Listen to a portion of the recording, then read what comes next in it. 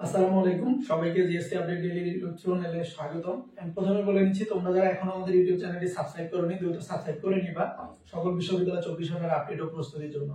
So আজকে আমরা যে বিষয়টা নিয়ে কথা বলবো সেটি হচ্ছে বিশ্ববিদ্যালয়গুলো, অর্থাৎ গুচ্ছবিভূত যে 24টি বিশ্ববিদ্যালয় রয়েছে, এই 24টি বিশ্ববিদ্যালয় যে 2023-2024 শিক্ষাবর্ষে গণবিজ্ঞপ্তি প্রকাশ করতেছে আস্তে আস্তে।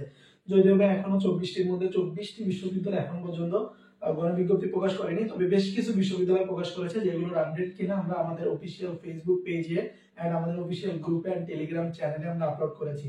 সো তোমরা চাইলে আমাদের এই ভিডিও ডেসক্রিপশন বক্সে সকল লিংক দেওয়া আছে, তোমরা এখান থেকে এগুলো দেখতে পারো। ওকে, সো আমরা বলে নিচ্ছি যে গণবিজ্ঞপ্তিতে অবশ্যই তোমার অ্যাটেন্ড করা যে কারণেই উচিত, সেটি হচ্ছে এই গণবিজ্ঞপ্তির মাধ্যমে তুমি সর্বশেষ অবশ্যই একটা বিশ্ববিদ্যালয়, যে বিশ্ববিদ্যালয়গুলোতে গণবিজ্ঞপ্তি দিচ্ছে এগুলোতে কিন্তু তুমি আসন পাইতে পারো।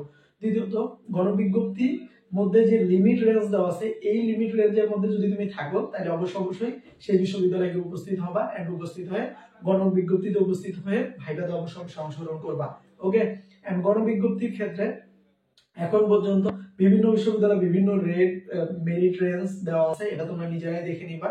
এন্ড যে বিশ্ববিদ্যালয় হোক না কেন, গণবিজ্ঞপ্তির জন্য যে যে প্রয়োজনীয় কাগজপত্রগুলো লাগতেছে সেগুলো আমরা বলে নিচ্ছি এই ভিডিওতে। সেটি হচ্ছে, গণবিজ্ঞপ্তির জন্য আপাতত তোমার যে জিএসটি অ্যাডমিট কার্ডটি রয়েছিল, স্বাক্ষরিত একটি অ্যাডমিট কার্ড পরীক্ষা দেওয়ার সময়, সো ওই স্বাক্ষরিত অ্যাডমিট কার্ড লাগবে। এন্ড এসএসসি মূল যে মার্কশিট গুলো রয়েছে এগুলো লাগবে। এন্ড তার সাথে একটা খাম নিবা, খাম নিয়ে গিয়ে অবশ্যই হয়তো বা যে বিশ্ববিদ্যালয়গুলো এগুলো চেয়েছে সেই বিশ্ববিদ্যালয়গুলো কাগজপত্র জমা নিতে পারে, আবার কোনো বিশ্ববিদ্যালয় জাস্ট কাগজপত্র চেক করতে পারে।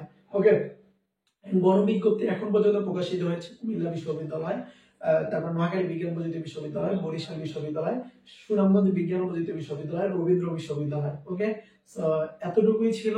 এন্ড আরো বেশ কিছু বিশ্ববিদ্যালয় গণবিজ্ঞপ্তি দিবে আসন থাকার সাপেক্ষে। অলরেডি মাওলানা ভাসানী বিজ্ঞান ও প্রযুক্তি বিশ্ববিদ্যালয় খুব শীঘ্রই কিছুক্ষণের মধ্যে গণবিজ্ঞপ্তি প্রকাশ করবে। এন্ড তার সাথে একই সাথে নেত্রকোনা বিশ্ববিদ্যালয়, অর্থাৎ যেটি আগের নাম ছিল শেখ হাসিনা বিশ্ববিদ্যালয়, এই বিশ্ববিদ্যালয়টিরও গণবিজ্ঞপ্তি প্রকাশ করবে।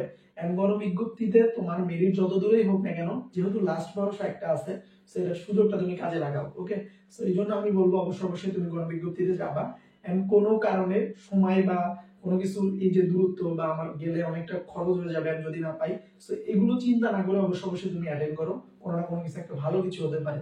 এন্ড গণবিজ্ঞপ্তিতে এর আগের বার যেমন অনলাইনে ছিল বা অনলাইন বা ভার্চুয়াল গণবিজ্ঞপ্তি ছিল, এইবার যদিও আমরা এর আগে একটা ভিডিও আপলোড করেছিলাম যেটিতে বলেছিলাম যে ভার্চুয়াল গণবিজ্ঞপ্তি নয়তো বা সপ্তম মেরিট নয়তো বা গণবিজ্ঞপ্তি এই টাইপের। সো কর্তৃপক্ষ গণবিজ্ঞপ্তি দিয়েছে, নট ভার্চুয়াল গণবিজ্ঞপ্তি। সো গণবিজ্ঞপ্তি দিয়েছে জন্য তোমাদেরকে স্বশা স্পটে, অর্থাৎ তোমাদেরকে বিশ্ববিদ্যালয়গুলোর সেন্টারে যাইতে হবে বা বিশ্ববিদ্যালয়গুলোর অফিসিয়ালি যে যে জায়গার কথা বলেছে, যে যে কক্ষের কথা বলেছে, সেই সব কক্ষতে উপস্থিত থাকবা। এন্ড এই ক্ষেত্রে আরো একটা কনফিউশন, সেটি হচ্ছে গণবিজ্ঞপ্তি দিয়েছে একই সাথে বেশ কিছু বিশ্ববিদ্যালয় একই দিনে। এক্ষেত্রে তুমি কি করবা? এক্ষেত্রে তুমি যে বিশ্ববিদ্যালয়ে গিয়ে থাকবা সেই বিশ্ববিদ্যালয়গুলোতে যাওয়ার চেষ্টা করবা বা সেখানে গিয়ে তুমি অ্যাটেন্ড করার চেষ্টা করবা। এন্ড গণবিজ্ঞপ্তি নিয়ে আরো ক্লিয়ার করে দিচ্ছি, গণবিজ্ঞপ্তিতে আহামরি কোনো বিশ্ববিদ্যালয় ভাই তোমার কোনো কিছু বলবে না বা কোনো কিছু জিজ্ঞেস করবে না বা কোনো পরীক্ষা হবে না, জাস্ট তোমার কাগজগুলো চেক করা হবে। এন্ড একই সাথে তুমি তোমাকে জাস্ট কিছুক্ষণ দুই একটা কোশ্চেন করলেও বলতে পারে যে তুমি কোথা থেকে এসেছো, এন্ড তুমি যদি এই বিশ্ববিদ্যালয়ের সুযোগ পাও তাহলে পড়তে আগ্রহী কিনা, এতটুকুই। সো এটাই ছিল গণবিজ্ঞপ্তি নিয়ে। এন্ড আরো বলে নিচ্ছি যে 2024-2025 শিক্ষাবর্ষে গুচ্ছ ভর্তি পরীক্ষা থাকতেছে 21টি বিশ্ববিদ্যালয়। এন্ড এটি ভর্তি পরীক্ষা হবে এপ্রিল মাসে। এন্ড সকল বিশ্ববিদ্যালয় 24 ঘন্টার আপডেট ও প্রস্তুতির জন্য তোমরা আমাদের যে আপডেট ডেইলি ইউটিউব চ্যানেলটি অবশ্যই সাবস্ক্রাইব করে রাখো। এন্ড তোমাদের যদি গণবিজ্ঞপ্তি নিয়ে কোনো কোশ্চেন থাকে আমাদের এই ভিডিওর কমেন্ট সেকশনে করতে পারবা।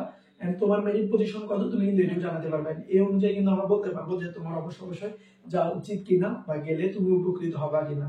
তোমরা চাইলে আমাদের এই ভিডিওর কমেন্ট সেকশনে তোমাদের মেরিট পজিশন গুলো উল্লেখ করতে পারো। এন্ড একই সাথে অবশ্যই বলবো, তোমরা যদি উপকৃত হয়ে থাকো তাহলে অবশ্যই আমাদের চ্যানেলটি সাবস্ক্রাইব করবে এন্ড একই সাথে শেয়ার করে দিবা ভিডিওটি। ওকে, সো সবাই ভালো থাকবা, সুস্থ থাকবা, আবার দেখা হবে কোনো না কোনো একটা ভিডিওতে।